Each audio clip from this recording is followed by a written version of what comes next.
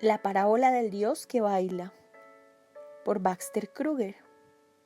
Capítulo 2. Reviviendo la parábola. Revisamos esta gran parábola porque se debe decir más acerca de la declaración que introduce el capítulo. Para este momento, muchos hombres y mujeres de dudosa reputación estaban alrededor de Jesús escuchando atentamente. Y más se debe decir acerca de la acusación de los fariseos y eruditos de la religión. Este hombre recibe a los pecadores.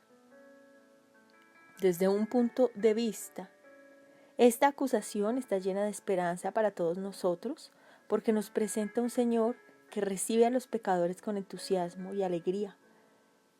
Este hombre me recibe tal y como soy, sin pretensiones. Desde otro ángulo, sin embargo, esta acusación, junto con la primera declaración, es un punto de convicción para la Iglesia. Las personas hoy en día describen a la Iglesia como un lugar que recibe a los pecadores. ¿Esa sería la forma en que las personas en su comunidad describen de qué se trata la Iglesia? ¿De qué se trata su comunidad? ¿Caería su comunidad bajo la acusación de que reciben a los pecadores como Jesús lo hizo? Los pecadores se esfuerzan por escuchar lo que tenemos que decir, como se esforzaron por escuchar a Jesús. En medio de un sermón infantil sobre esta parábola, los niños y yo interpretamos la escena central.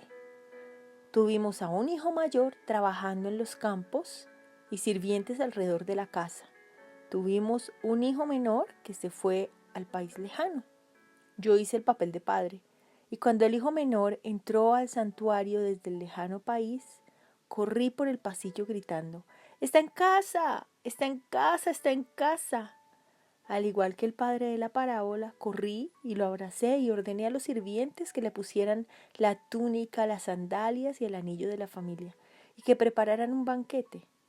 No fue un momento aburrido, pero justo en medio de todo esto, el Señor nos proporcionó otra parábola, una parábola viviente.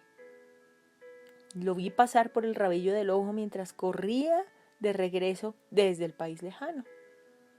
Se trataba de mi propio hijo, Baxter.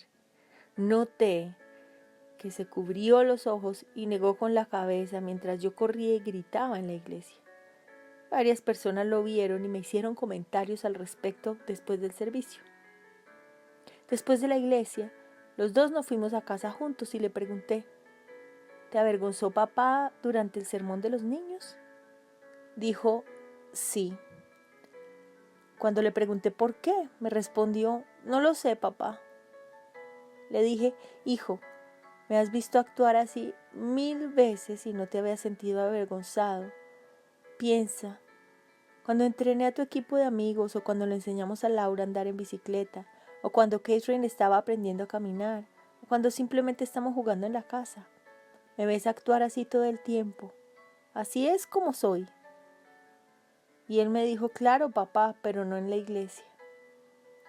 Esto puede ser divertido al principio, pero lo divertido dura solo un momento. No me reí en absoluto. Era como un clavo clavado en mi corazón. Y tuve un duelo instantáneo.